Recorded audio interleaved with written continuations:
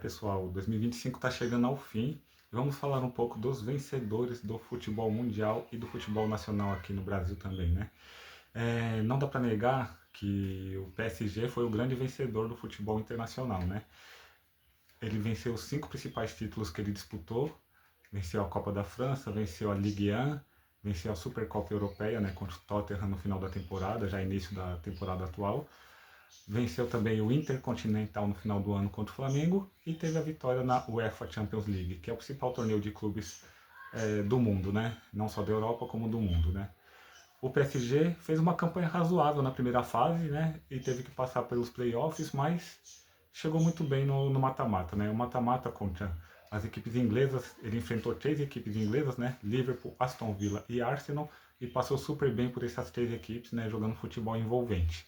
Mas o que podemos falar principalmente é da grande final. A grande final contra a Inter de Milão foi uma vitória exuberante, né? 5-0, tomou conta do jogo o tempo todo, foi uma final fantástica, né? E foi um jogo fantástico para o Paris Saint-Germain, vencendo seu primeiro título na sua história da UEFA Champions League, né? Um torneio que eles vêm buscando há muito tempo, com equipes formadas por superastros. Essa equipe que não era formada assim, é uma equipe comandada pelo espanhol Luis Henrique, né? E com um futebol diferente que ele sempre gosta de proporcionar nas suas equipes.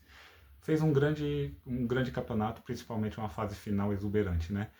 É o futebol de bastante posse de bola e um perde-pressiona que surpreendeu a todo mundo, né? O tempo todo jogando no campo de ataque, o tempo todo jogando com a bola, o tempo todo jogando em cima dos adversários.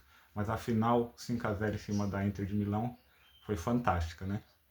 E alguns dos seus destaques na temporada, podemos dizer, né? Tiveram vários, a equipe toda foi um bom jogo coletivo, mas podemos citar principalmente Hakimi, que foi um grande líder da equipe, né? Tanto na parte defensiva como na parte ofensiva, né? O Vitinha, que foi o grande comandante do meio de campo, que já foi um grande meio de campo ótimo, né? Ao lado do Fabian Ruiz e do João Neves, né? E no ataque tivemos o Doué, o Kvaratskhelia também, que fizeram um grande campeonato, e principalmente o Dembélé, né? O Dembélé, que foi eleito o melhor do mundo, sem dúvida, né? Foi eleito, ganhou o Ballon d'Or, ganhou o FIFA The Best, acabou de ganhar o Global Soccer, né? Então, sem dúvida, foi considerado o melhor do mundo e realmente mereceu, né? Foi um campeonato fantástico, a Champions League do PSG, e realmente o ano deles foi exuberante, né? O único senão da temporada que a gente pode colocar foi a derrota na final da Copa do Mundo de Clubes. Eles fizeram uma grande Copa do Mundo, eliminando Bayern e Real Madrid. Real Madrid numa vitória histórica por 4-0 também, né? Mas a final contra o Chelsea ele sofreu do próprio veneno, né? Perdeu de 3-0. O Chelsea também fez um perde-pressiona muito impressionante naquela final, comandado pelo Colin Palmer e pelo João Pedro, né? Mas assim, o ano do PSG foi fantástico, né? Isso no âmbito internacional. No âmbito nacional, a gente não tem como negar como o Flamengo foi o grande time da temporada aqui no futebol brasileiro, né? O futebol apresentado pela equipe do Felipe Luiz foi muito bom. Foi um grande futebol, um futebol de bom toque de bola, de bom domínio do jogo, também com um bom perde-pressiona, né? E conquistou, né? Não só um bom futebol, como um futebol vencedor, né? Conquistou os principais títulos da temporada, né? Ganhou no início da temporada a Supercopa do Brasil contra o Botafogo e foi campeão estadual também, né?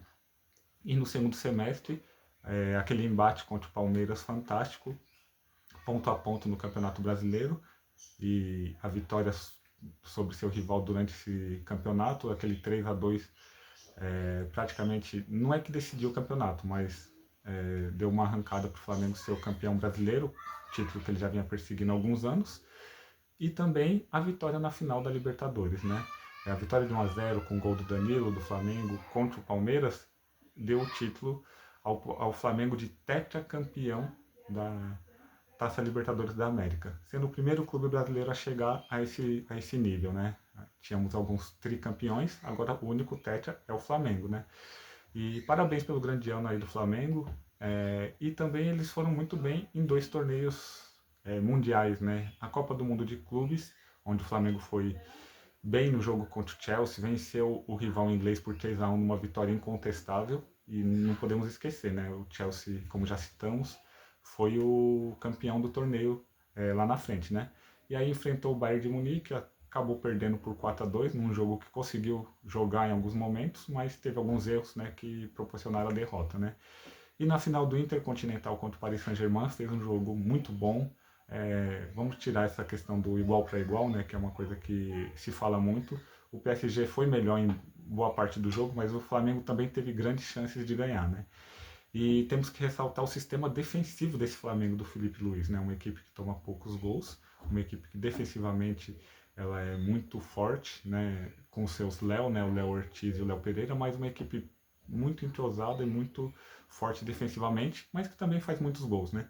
O grande destaque da temporada, a gente não tem como negar o futebol apresentado pelo Arrascaeta, né? Talvez nesses grandes jogos contra os europeus ele não conseguiu destacar tanto, porque é um jogo mais físico, uma necessidade física muito maior, mas com certeza ele foi o melhor jogador da temporada, e ele que já está há 7 anos no Flamengo, né, o maior vencedor do clube, junto com o Bruno Henrique, conseguiu, né, nessa temporada ter o seu melhor aproveitamento, né, na questão de gols e assistência, né. Enfim, tanto o Flamengo como o PSG tiveram um grande ano de 2025, né?